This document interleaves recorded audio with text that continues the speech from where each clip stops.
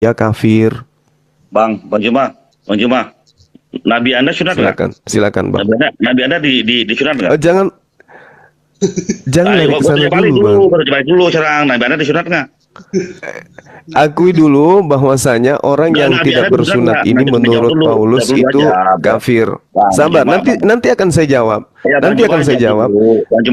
Tapi akui dulu bahwasanya orang yang tidak bersunat menurut Paulus adalah orang kafir.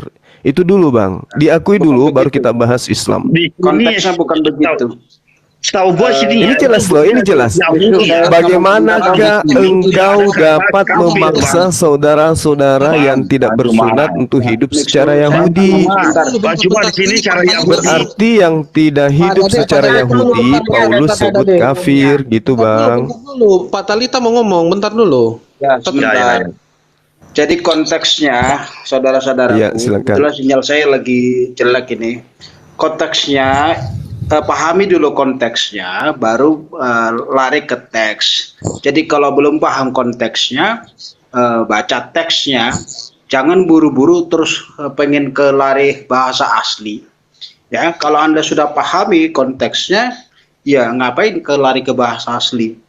Nah, kalau menurut saya, ayat ini menyatakan, kalau dibaca dari ayat 13, dan orang-orang Yahudi yang lain pun berlaku munafik dengan dia, sehingga Barnabas sendiri turut terseret oleh kemunafikan mereka.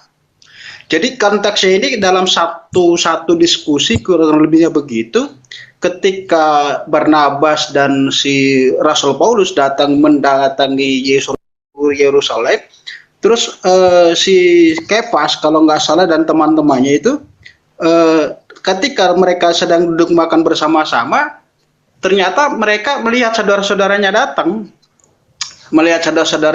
Mereka mencoba menjauhkan diri dari orang-orang yang bukan Yahudi itu. Ya, termasuk Rasul Paulus dan teman-temannya itu, Barnabas itu kalau nggak salah keturunan keturunan ibunya salah satu bukan Yahudi pokoknya. Jadi berlakulah seperti itu, makanya pada ayat 14 Rasul Paulus mengatakan begini, tetapi waktu kulihat bahwa kelakuan mereka itu tidak sesuai dengan kebenaran Injil, ya, jadi kelakuan mereka, orang yang mengaku orang Yahudi itu ternyata dari konteks itu tidak sesuai dengan Injil. Aku berkata kepada Kefas, ya, di hadapan mereka semua, engkau orang Yahudi hidup secara kafir. Ya, Bang Teta, tunggu. Yang jelas ya Bang Juma, di sini terjemahannya tidak ada memakai kata kafir. Ya. Di sini jelas dikatakan hidup menurut cara perjanjian ini Bang, terjemahan baru kata kafir, ya. Terjemahan lama juga kata kafir. Sebentar lagi. Ya, ayatnya jadi potong. Jangan memframing, Anda jangan membenarkan diri Anda dulu. Anda selalu memaksakan ini terjemahan Bang. Anda. Saya enggak. Saya murni bertanya terjemahan kita saudara. Ayatnya jelas dituliskan. Bro, gua video, gua foto gue kirim dulu, lu kasih lihat dulu ya. Ya, jelas, jadi menurut saya konteksnya jangan dilepaskan dari konteksnya. Kalau Anda sudah paham konteksnya, baru dari situ dikatakan kalau orang Yahudi saja tidak sesuai dengan kebenaran Injil. Kenapa tidak sesuai dengan kebenaran Injil?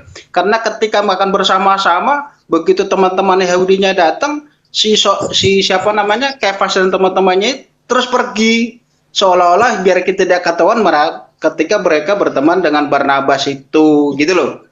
Jadi kalau kamu orang munafik, ini kan asumsi Bang. Ini kan asumsi Abang, Bang. Kok asumsi? Menyalahi kitab itu. Coba. Itu menyalahi kitab sendiri loh Bang. Loh, baca Bang, makanya Bang Zuma baca dari ayat 13. Kalau kenapa harus baca dari 13? 12, gitu loh. Di situ sudah sangat jelas Bang, orang yang tidak hidup dalam keadaan Yahudi disebut kafir. Bang Juma, waktu kami membacakan Quran Anda bilang jangan baca setengah-setengah. Ini ya, besarin layar kok supaya tidak salah, ini dari buku lagi. Jadi Nggak ada yang salah itu. Bang Juma Nggak jangan kelihatan, cuma Bang, nggak sendiri. kelihatan. Coba, Ya. coba ayat-ayat Gelap, pertama gelap. saja, yang pertama saja. Tetapi waktu kulihat bahwa kelakuan mereka tidak sesuai dengan kebenaran Injil, itu pengantarnya kan sudah. Ayat Bro, yang ini bro, nggak jelas bro, agak jauh dikit bro. Tunggu bentar. Blur. itu teguran dari Rasul Paulus. Ya, kalau kamu ngajarkan orang tidak Tetapi- benar, bagaimana kamu bisa mengajarkan orang? Kurang lebihnya begitu. Terjemahan baru ya dari Alkitab baru ya. Ya, silakan. Oh, udah jelas nih. Aku berkata kepada Petrus di hadapan semua orang, jika engkau seorang Yahudi hidup dengan cara hidup bangsa lain bukan secara Yahudi, bagaimana engkau memaksa orang-orang bukan Yahudi hidup menurut cara Yahudi? Nah, itu loh, konteksnya begitu. Nah itu. Jadi konteksnya itu teguran ketika misalkan Kenapa nggak tampilkan terjemahan baru milik orang Indonesia, Bang? Nah, itu Ada konteks apa Bang gitu? Juma. Konteksnya begini. Misalkan saya Terjemahan ngatakan, baru dan kamu terjemahan tidak lama coba boleh, ditampilkan, Saya katakan Bang. Bang Juma, saya katakan misalkan, kamu tidak boleh punya istri lebih dari 4. Ternyata saya punya istri 9. Itu namanya munafik. Tadi bukannya Zuma Jangan loncat-loncat dulu, jangan loncat-loncat dulu. Terjemahan baru dulu, Bang. Terjemahan baru. Bangsa dibukain. Terjemahan baru coba milik lembaga kitab Indonesia, yuk kita jujur yuk. Oh, dia minta Oke. lembaga kita. Jangan Iya, dilepaskan dari konteksnya. kenapa Anda Dilepaskan justru dari lari konteks itu berbahaya. kemana-mana? Oke, saya mau nanya sama Bang Juma, Nabi Anda di situ atau enggak? Coba tunjukin Jangan buktinya. ke situ dulu, Bang. Loh, kenapa lari ke sana, Bang? Jangan menutupi Jangan ke sesuatu. situ, Saya kan jangan. datang bertanya baik-baik ini. Abang Jangan ke situ, Bang. Coba fokus ke topiknya, jangan melebar kemana-mana. Ntar Jangan kemana-mana gitu. Bu Noni, ini nggak melebar, sama kok dengan sunat. Saya nanya ke Nabi Anda Loh, sunat kok sama dengan sunat? Suaramu Ini nggak jelas. terkait dengan pernyataan kafir bahwa orang di luar hidup tidak sama Yahudi itu disebut kafir. Nah, tapi jangan dilepaskan Bang Zuma. Ayat pertama Ya, enggak masalah, saya enggak melepaskan. Yang saya pingin tahu Galatia 2 nomor 14. Ya. Di situ dikatakan, jikalau engkau seorang Yahudi hidup secara kafir dan bukan secara Yahudi, bagaimanakah engkau dapat memaksa saudara-saudara Nah, yang tidak bersunat? Berarti saudara-saudara yang tidak bersunat ini disebut hidup secara apa? Ya. Secara Itu Yahudi kalimat atau secara kedua, Bang kafir? Zuma. Kan itu poinnya, Bang. Nah, itu yang Abang bacakan, itu kalimat kedua. Kalimat pertamanya adalah gini. Tetapi waktu kulihat bahwa kelakuan mereka tidak sesuai dengan kebenaran Injil, aku berkata kepada Kefas di hadapan mereka semua. Gitu loh. Jadi sebelum Iya, betul. Terus? kalimat yang Abang baca, itu ada kalimat pertama. Makanya Iya, saya terus? bilang tadi, maksudnya Rasul Paulus jangan munafik. Munafik itu apa? Loh, kok lari ke Seperti sana, yang Bang? tadi saya katakan, saya ngatakan tidak boleh punya istri lebih dari 4, ternyata saya pribadi punya istri 9 atau 10 gitu loh. Itu namanya munafik. Itu loh maksudnya, Bang. Jadi jangan, kalau kamu tidak kalau bahasa Jawanya jangan jarkoni. Bisa ngajar tapi nggak bisa ngelakoni, itu bahaya.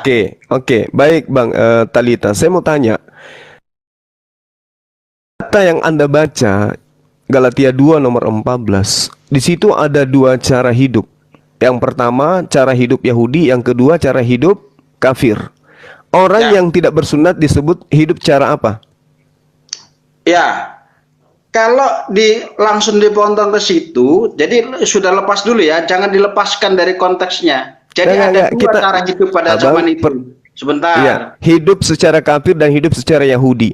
Orang yang tidak bersunat hidup secara apa menurut dalil ini, Bang? Jadi ada 2 kehidupan saat itu. Orang Yahudi dengan hukum Tauratnya dan orang di luar Yahudi tanpa hukum Taurat. Ya, jangan lari dari konteks yang ada. Loh, orang yang makanya, hidup jadi secara ada- Yahudi dan orang yang hidup secara kafir. Itu yang ada di dalam kitab nggak bisa saudara. dikatakan seperti Pertanyaan itu. saya, orang yang tidak bersunat itu hidup secara Yahudi atau hidup secara kafir? Sebentar, Bang. Saya tidak dikatakan melanggar hukum kalau hukumnya tidak ada. Jadi ada dua kelompok masyarakat pada zaman itu, orang Yahudi dengan hukum Tauratnya dan di luar Yahudi tanpa hukum Taurat. Gitu loh. Ya silakan. Bang Rita, cuma kan naik tanpa hukum Taurat ini hidup secara kafir atau bukan, Bang? Baik-baik tentang Alkitab dia nggak ngerti. Kalau Anda bertanya tentang Alkitab, jangan ngeyel. Dengerin dulu. Abang nggak usah ngeyel. Yang ngeyel sebenarnya siapa, Bang? Yang ngeyel siapa? Di kitab Anda itu jelas dikatakan. Sampai Anda menyala-nyalakan lembaga kitab Anda sendiri kan? Sebentar dulu. Iya. Sebentar dulu. Satu-satu, jangan ribut. Ya, jadi gini, Bang Zuma yang cerdas ya, luar biasa. Jadi gini, dikatakan saya tidak dikatakan melanggar hukum ketika hukum tidak berlaku di negara saya. Itulah maksudnya. Nah, lalu untuk siapa Yesus meninggal di atas tiang salib? Nah, bentar dulu. Makanya jadi jangan dilepas dari sini loncat ke sana. Nah, Anda mengatakan hukum itu tidak berlaku kepada Anda kalau hukum itu bukan untuk Anda. Yesus menebus manusia dari membatalkan hukum apa di atas tiang salib? Nah, Bang Juma, Anda sudah. Dan untuk siapa dibatalkan itu? Nah, Bang Juma, Bang Talita. Ya, Abang sudah lari dari topik pertama. Kedua, waktu saya menanyakan apakah Nabi Anda disunat, Anda belum jawab sama saya sampai sekarang. Sabar Bang, kita tuntaskan ini dulu, akui dulu bahwasanya di luar hidup yang tidak hidup secara Yahudi disebut hidup secara kafir. Itu aja Bang, itu aja yang saya ingin pengakuan dari teman-teman di sini. Berarti Anda ini semua adalah manusia yang hidup secara kafir. Betul atau tidak? Bang Juma jawab dulu, Nabi Anda tidak betul, salah itu. Itu anggapan Bang Zuma yang salah dan keliru. Apakah sekarang saudara hidup secara Yahudi? Sebentar dulu ya, sebentar dulu. Begini loh, misalnya kalau Pak Dedeh ngomong, Pak Talita diam. Nah, misalnya Pak Miso ngomong, Pak Dedeh diam. Jadi biarkan semua ngomong. Oke. Makanya saya tanya dulu. Di mana dalilnya Nabi Anda disunat? Kenapa lari ke situ? Sabar Bang, kita masih fokus di sini dulu. Anda takut loh. Anda takut saya lari ke sana. Kenapa Anda takut?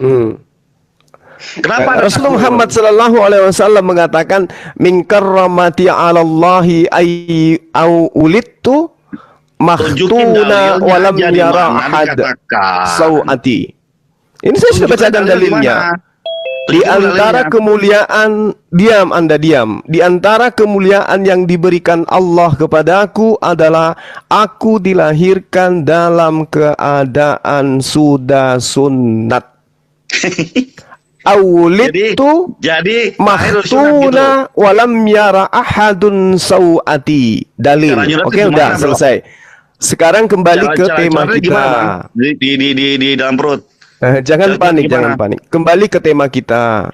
Ya. Kalau Anda tidak hidup secara Yahudi, menurut Paulus, Anda hidup secara?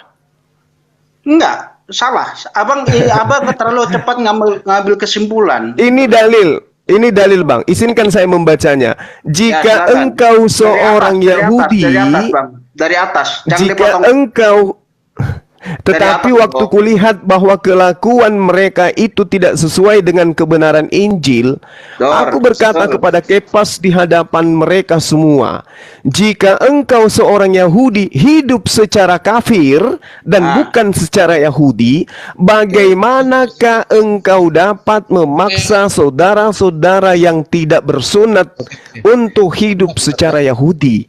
Berarti ada dua, secara Yahudi dan secara kafir. Secara kafir ini adalah tidak bersunat. Apakah Anda bersunat? Kalau Anda tidak bersunat, berarti Anda hidup secara Yahudi atau secara kafir? Jangan ke situ dulu, Bang. Oke, sebentar dulu Pak Talita, Pak yang Kristen dulu. Dari tadi dia diam, sekarang gantian dulu. Talita, ya silakan. Ayat 14 ini menyatakan Paulus berkata kepada Kefas, di hadapan mereka semua, jika engkau ini Kefas, seorang Yahudi, hidup secara kafir, Kefas penujuannya, dan bukan secara Yahudi. Ini penujuannya ke Kefas. Di mana salahnya di situ? Ini Kefas, kita tahu latar belakang Kefas bagaimana.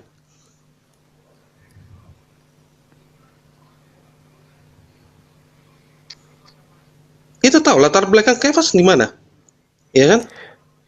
Penujuannya ke siapa?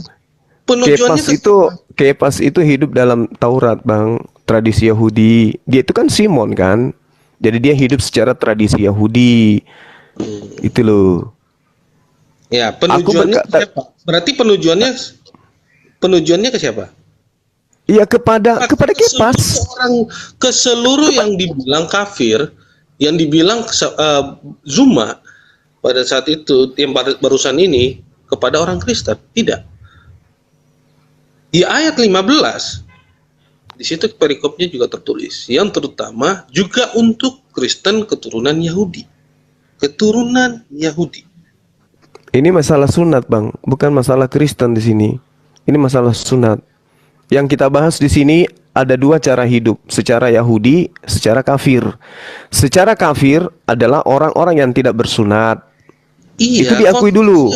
Begini, tidak di sini, ya kan, konteksnya, ya kan, di sini pembicaraan di sini antara Kefas dan Paulus, ya kan, anggaplah di sini ya, di sini memaksa Kefas, kalau bagaimana dia memaksa saudara-saudara yang tidak bersunat untuk hidup secara Yahudi.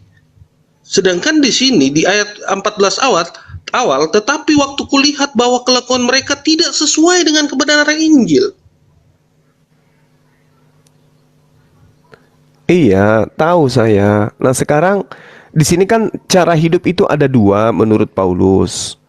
Yang pertama cara hidup Yahudi, bersunat. Cara hidup yang kedua tidak bersunat, yaitu secara kafir. Pertanyaan saya, di mana di situ tertulis disunat tidak bersunat itu secara kafir? Di mana tertulis? Ini bagaimanakah engkau dapat memaksa saudara-saudara yang tidak bersunat hidup secara Yahudi? Iya, tidak di sini kan bersunat, di sini kan ada dua, Bang. Kan bahwa itu kafir. Secara kafir dan secara Yahudi. Ini kan ada dua di sini. Secara kafir, secara Yahudi. Secara Yahudi bersunat, secara kafir tidak bersunat. Di hadapan mereka semua, jika ini berbicara kepada Kefas, di hadapan mereka semua, jika engkau seorang Yahudi, ini penujuannya ke siapa? Ya kan, hidup Kefas. Kefas ya, dan bukan secara Yahudi, ya kan? Nah, ini secara kafir ini, secara kafir di sini maksudnya bersunat atau tidak bersunat, Bang? Secara kafir. Makanya saya tanyakan di awal, tunggu dulu bentar. Nah, coba saya tanya dulu, Bang. Secara kafir di sini, secara bersunat atau gimana maksudnya? Nah, itu yang namanya tadi saya katakan, Bang Zuma, ya. Jadi kalau baca Alkitab tidak boleh dilepas satu-satu terus dilepas bersunat dihubungkan dengan kafir, itu nggak boleh. Karena ini data, Bang. Ini data.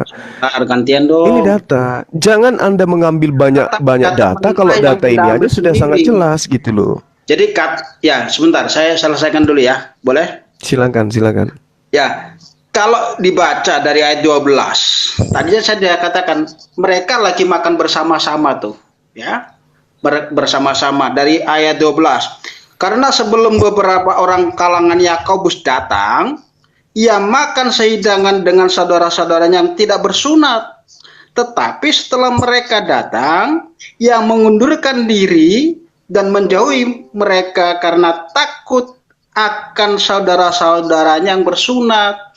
Jadi ketika di sini jelas dikatakan ada perilaku-perilaku yang tadinya mereka mau berteman dengan orang tidak bersunat, tetapi melihat Yakobus ya datang dan saudara-saudara Yahudinya datang, mereka buru-buru pergi, ya menjauh. Karena apa? Biar dianggap mereka tidak kotor bergaul dengan orang di luar Yahudi pada saat itu. Jadi konteksnya begitu. Nah, makanya di ayat 12, di ayat 14, para Rasul Paulus mengatakan, tetapi waktu kulihat kelakuan mereka tidak sesuai dengan kebenaran Injil. Bagaimana mungkin, ya kan? Kurang lebihnya begitu katanya. Bagaimana mungkin kamu memaksa orang untuk sunat sementara kamu sendiri tidak melakukan kebenaran Injil gitu loh. Jadi ada dua hukum pada saat itu, bersunat dan tidak bersunat. Ya, jadi tidak boleh dikatakan orang harus bersunat itu kafir. Ternyata dia tidak melakukan kebenaran Injil secara keseluruhan gitu loh. Jadi jangan sampai orang katakan kamu harus bersunat, ternyata ketika ditanya kamu sunat enggak, ya bingung dia. Ya, jangan sampai seperti itu. Maksudnya jangan munafik seperti itu. Kalau munafik itu ciri-ciri orang kafir. Itu loh, Bang Soba. Jadi ya, gini Bang, baik di Amsal 3 itu nasihatnya sangat baik Bang, nasihatnya. Di Amsal 3 itu nasihat yang sangat baik. Dikatakan percayalah kepada Tuhan dengan sepenuh hatimu. Ya. Jangan sandarkan kepada pengertianmu sendiri. Ini Abang sedang mengajak kita untuk sampai kepada pengertian Abang sendiri. Galatia 2 nomor 8 jelas dikatakan pengakuan Paulus sendiri, aku diutus kepada orang-orang yang tidak bersunat. Itu Galatia 2 nomor 8. Itu ya. Nah, ketika kemudian kita sampai pada data Galatia 2 nomor 14, di situ sangat jelas orang-orang yang tidak bersunat itu disebut hidup secara kafir. Orang-orang yang bersunat hidup secara Yahudi. Nah, apa yang ingin saya sampaikan? Galatia 2 ayat berapa? Nomor 8, Bang. Nomor 8. Galatia 2 ayat 8. Yoi. Sebab dia yang telah bekerja di dalam Petrus untuk kerasukan orang-orang bersunat. Bukan kerasukan, Bang. Bukan kerasukan. Kerasulan orang-orang bersunat. Dia juga telah bekerja di dalam aku bagi bangsa-bangsa lain. Jadi Paulus diberi kekuatan untuk memberikan pengajaran kepada orang-orang yang tidak bersunat. Itulah saya katakan. Ya ini jelas Bang. Gitu Bang. Paulus diutus untuk orang-orang yang tidak bersunat. Bang Jumat sudah selesai belum? Kalau boleh nggak saya ngatakan, saya copot satu ayat Al-Hijr ayat 6. Terus saya katakan bahwa yang diberi kitab itu adalah benar-benar seperti itu. Boleh nggak Bang? Ya silakan aja Mas, silakan. Nanti saya jelaskan. Nah, secara ilmiah itu tidak boleh Bang. Jadi kalau Abang lakukan bisa. Itu namanya bisa Bang, bisa. Bisa. Misalnya Anda membawa Al-Hijr ayat 6. Sabar. Coba Abang baca. Wa qalu ya ayyuhalladzina nuzila alaihi dzikr innaka lamajnun. Dan mereka berkata, siapa mereka ini? Kan yang berkata bukan Allah, bukan juga malaikat. Wahai orang yang kepadanya diwahyukan Al-Quran, sesungguhnya engkau benar-benar orang gila. Siapa mereka ini? Kan begitu cara belajarnya. Ternyata mereka ini adalah orang-orang kafir Mekah. Kan gitu Bang, kalau satu ayat yang Anda gunakan dalam Al-Quran. Nah sama dengan ini. Ketika Galatia mengatakan jika seorang Yahudi hidup secara kafir dan bukan secara Yahudi, bagaimanakah engkau dapat memaksa saudara-saudara yang tidak bersunat untuk hidup secara Yahudi? Saya katakan begitu Bang. Ayo mari kita bahas kesamaannya di mana. Karena di sini ada jelas yang bersunat hidup secara Yahudi, yang tidak bersunat hidup secara kafir. Ayo, silakan. Sabar dulu ya. Ini adalah silakan Bang. Paulus kepada Petrus di Galatia 2 ayat 14. Ya kan? Dia di situ memberikan teguran atas kepada Petrus karena dia makan bersama. Di ayat berapa itu Bang Talita tadi? Bang Talita bacain itu. Nomor 14 Bang, nomor 13 14. 12, mulai dari 12. Ya, di situ kan dibilang makan. Tunggu bentar ya.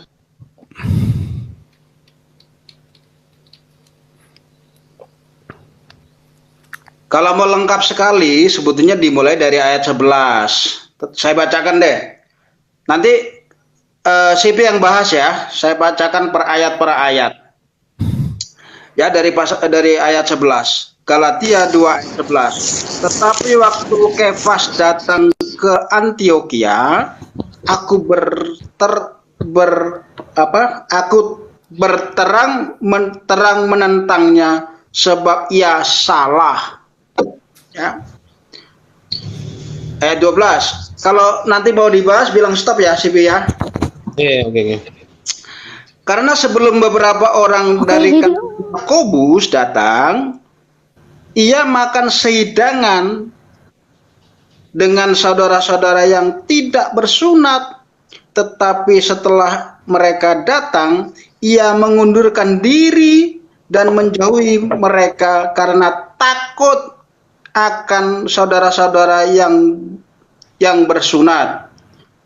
Ayat 13, orang-orang Yahudi yang lain pun turut berlaku munafik dengan dia, sehingga Barnabas sendiri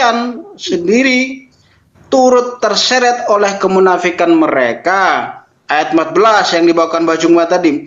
Tetapi waktu kulihat bahwa kelakuan mereka tidak sesuai dengan kebenaran Injil, tidak sesuai dengan kebenaran Injil, aku berkata kepada Kefas di hadapan mereka semua, jika engkau seorang Yahudi hidup secara kafir, dan bukan secara Yahudi, bagaimana engkau dapat memaksa saudara-saudaramu yang lain untuk bersunat dan hidup secara Yahudi? Tanda tanya. Silakan Bang Sibi. Oke, di situ berbicara tentang kesalahan Petrus ketika ia datang di antara jemaat-jemaat Kristen yang berasal dari bangsa-bangsa lain. Ya, ia mengikuti ini Petrus mengikuti kebiasaan mereka. Makanya ada teguran di luar pemahaman dari Petrus itu sendiri. Di Kisah Para Rasul 10 1 sampai 48 di situ sebenarnya sudah menjawab semuanya. Kenapa bisa disebut seperti itu?